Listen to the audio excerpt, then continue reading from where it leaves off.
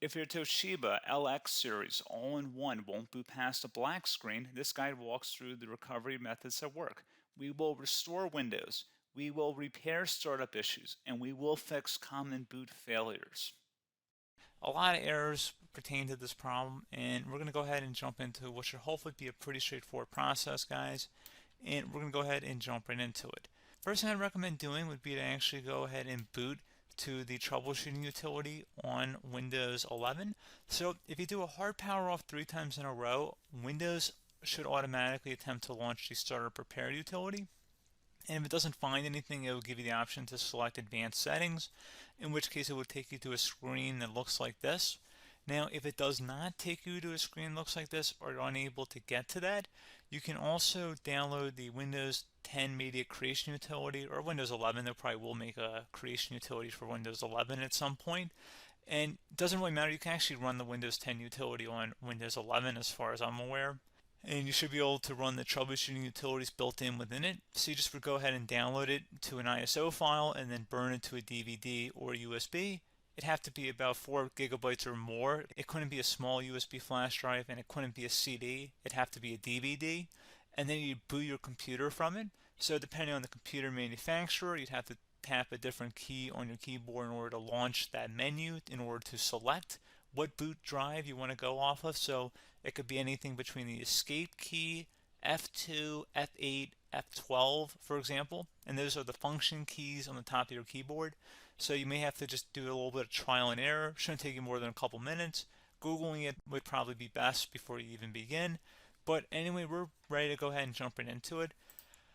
So we're on the choose an option page. So these will look very similar whether you're booting from it directly within Windows itself, or if you're plugged in a USB flash drive with the media creation utility installed and you selected the recovery option. So when you are setting up your Windows 11 installation or Windows 10, depending on the drive you're using, there should be an option to repair your computer in the bottom left corner of the dialog window, one of the first screens that comes up. You go ahead and select that, and then it would take you to a troubleshooting screen like you see here. And you want to go ahead and select troubleshoot, reset your PC, or see advanced options. And then there are going to be a whole bunch of options in here that we're going to explore in today's video. The first one, we're going to actually go underneath advanced options and then select startup repair, fix problems that keep Windows from loading. So go ahead and select that first.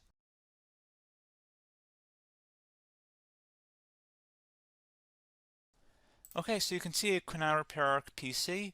That was our first option we could try. Something else, if we go back into advanced options here and then select troubleshoot, we're going to go underneath advanced options again. You can go ahead and actually access safe mode by selecting startup settings. And then if you select the restart button, you have the option on the screen select safe mode with networking, which will give you a key on the screen. It'll tell you which key to press to enter that. I believe it's the F7 key. It'll do that for you. I'm not going to go over that in today's tutorial because I don't really want to go into safe mode, but you're more than welcome to attempt that by going into here and then selecting restart. Again, it'll launch another screen. It'll say what key do you want to press, and it'll give you like 7 or 8 different options, and you want to select safe mode with networking.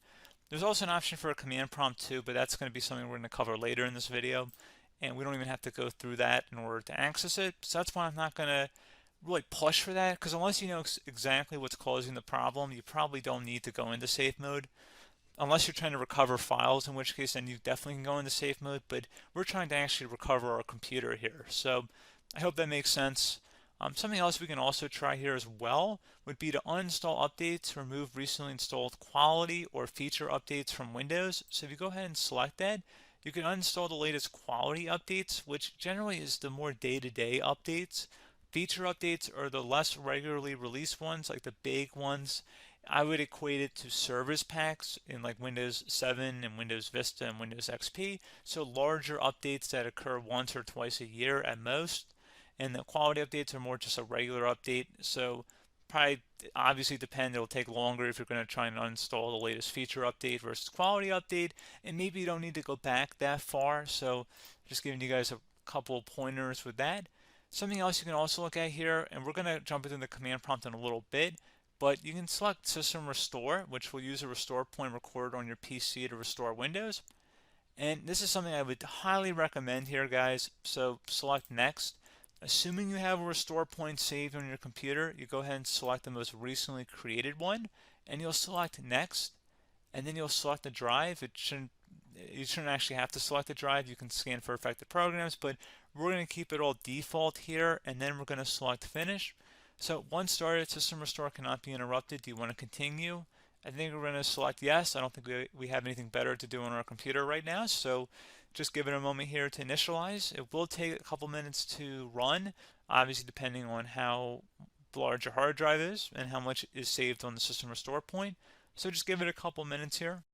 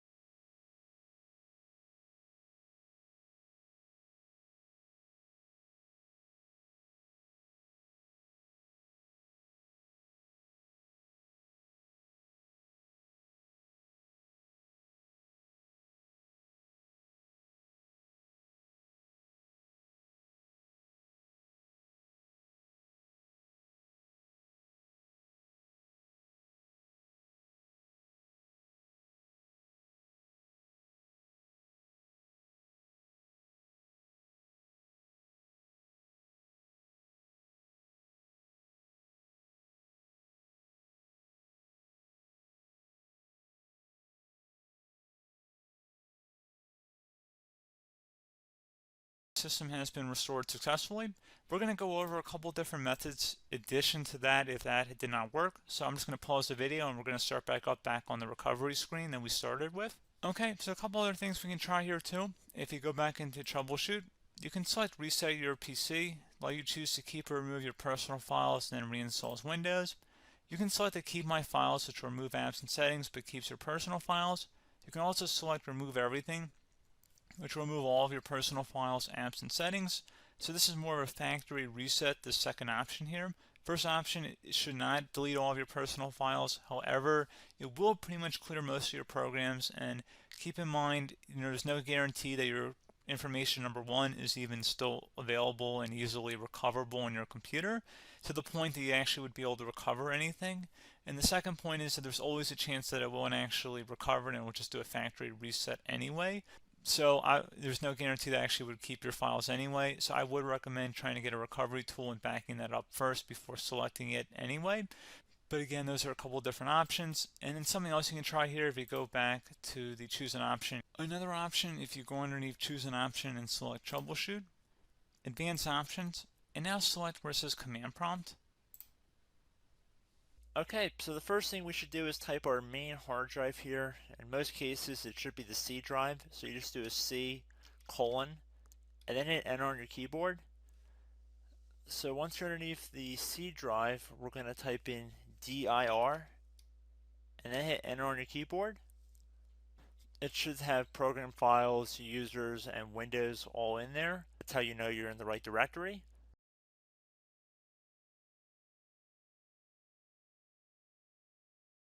In some cases, it might be the D drive as well, so just keep that in mind.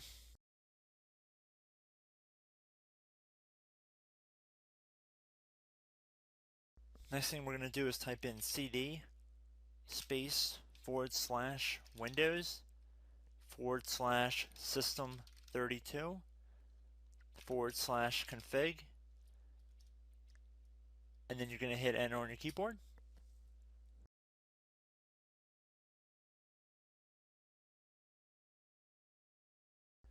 So now you're going to type MD space backup.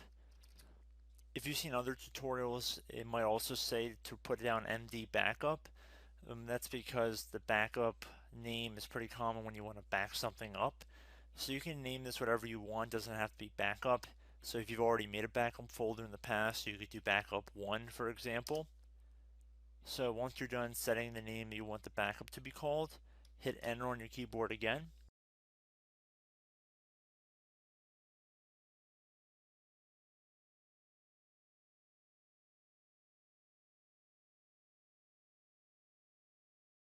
At this point you want to type copy, C-O-P-Y, space, then you want to do the star symbol above the 8 key, then do a period or a dot, whatever you want to call it, then another star sign, and then another space, and then type backup, and then hit enter on your keyboard.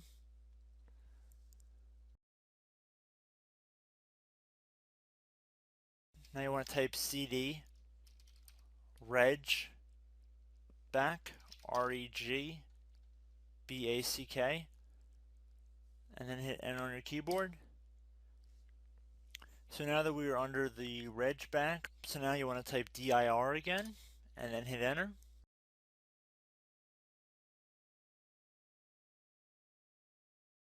So now at this point we're going to type copy again. So copy, space, star sign,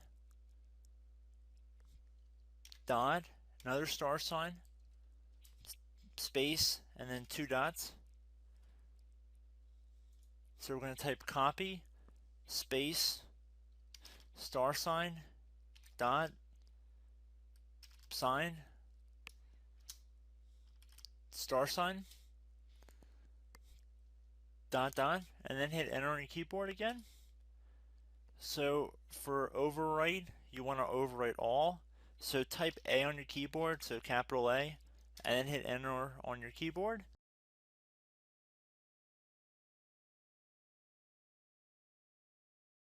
So at this point you should be good to go. You can close out of the command prompt window, and if you accidentally continue to Windows 10, you should be all set. So I hope one of these 3 or 4 different methods we went through in this tutorial helped you guys out.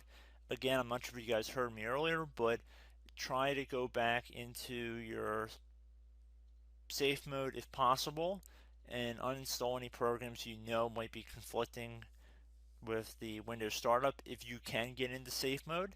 So just keep that in mind. Something very simple like that could be blocking up everything. So again, I hope this tutorial helped you guys out, and I will catch you in the next tutorial. Goodbye.